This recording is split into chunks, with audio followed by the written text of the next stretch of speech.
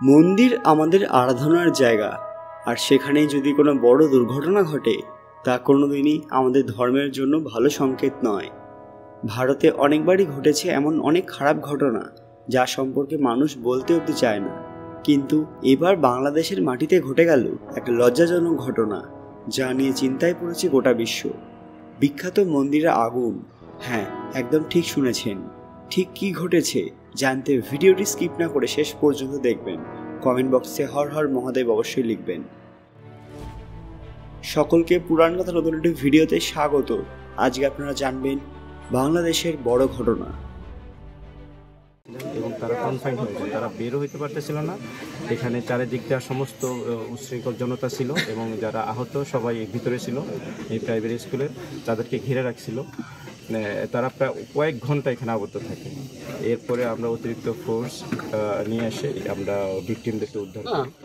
কে বা কারা কোনো যে লেবাররা কাজ করে, হ্যাঁ, ওরা আগুন দেশে তাদেরকে ধরে রাখছে।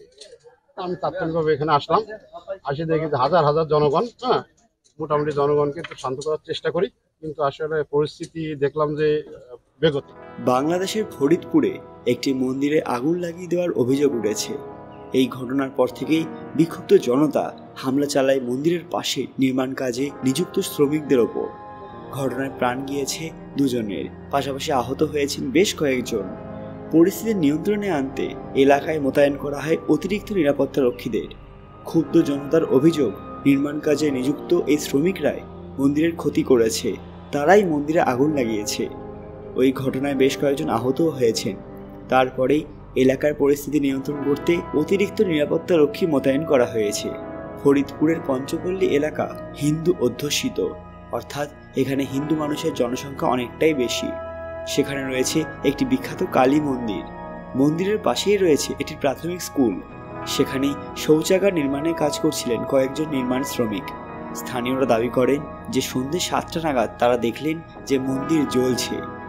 পাশে স্কুলে থাকা নির্মাণ শ্রমিকরাই মন্দিরে আগুন লাগিয়েছেন, এমনটাই দাবি করতে থাকেন তারা। এরপরেই কয়েকশো উন্মত্ত জনতা স্কুলে থাকা নির্মাণ কর্মীদের ওপর হামলা চালায়। হাত পা বেঁধে 7 জন শ্রমিককে পেটানো হয়। এরপর তাদের কেরোসিন তেল ঢেলে জ্বালিয়ে দেওয়ার চেষ্টা করা হয় বলে অভিযোগ। খবর পেয়ে ঘটনাস্থলে পুলিশ পৌঁছলেও তারা একদম সুবিধা করতে পারেনি। প্রায় 6 ঘন্টা পর ফাঁকা ফায়ার রাউন্ড করতে করতে আহত শ্রমিকদের উদ্ধার করে মেডিকেল কলেজে নিয়ে যায়। সেখানে 2 জনের মৃত্যুও হয়। বাকি 5 জনের মধ্যে একজনের অবস্থা আশঙ্কাজনক হওয়ায় তাকে ঢাকায় স্থানান্তরিত করা হয়। ঘটনার পর এলাকার নিরাপত্তা নিয়ে মানুষের মনে প্রশ্ন উঠেছে। পরিস্থিতি নিয়ন্ত্রণে রাখতে 3 প্লাটুন বিজিবি মোতায়েন করা হয়েছে। তবে এই মন্দিরে কিভাবে আগুন লাগলো বা কারা সেই আগুন লাগিয়েছিল তা এখনো পরিষ্কার হয়নি। সেটা এখনো নিশ্চিত করে বলতেও পারেনি সেখানকার পুলিশ সুপার। সেখানকার এক ব্যক্তি জানান যে তাদের প্রথম কাজ এলাকার নিরাপত্তা নিশ্চিত করা, আগুন কিভাবে লাগে সেটাও খতিয়ে দেখা। বাংলাদেশের বিভিন্ন জায়গায় এভাবেই দিনের পর দিন ঘটছে নানান হিংসাত্মক ঘটনা। তবে এবার আর চুপ করে থাকেনি সেখানকার অধিবাসীরা, বলা যেতে পারে হিন্দুরা। যদিও এই ঘটনাকে অনেকেই সাপোর্ট করছেন না, তবে সেখানকার একতা দেখে অনেকেই অবাক। কমেন্টে হর হর মহাদেব অবশ্যই লিখবেন। এই ঘটনায় আপনাদের প্রতিক্রিয়া কি কমেন্টে অবশ্যই জানাবেন। আজকের ভিডিওটি লাইক করবেন এবং শেয়ার করে বাংলাদেশ সহ ভারতের সবাইকে দেখার সুযোগ করে দেবেন। খুব তাড়াতাড়ি ফিরে আসবো নতুন একটি দরকারি ভিডিও নিয়ে। ততক্ষণ আপনারা এই ভিডিওগুলো দেখতে পারেন। ধন্যবাদ।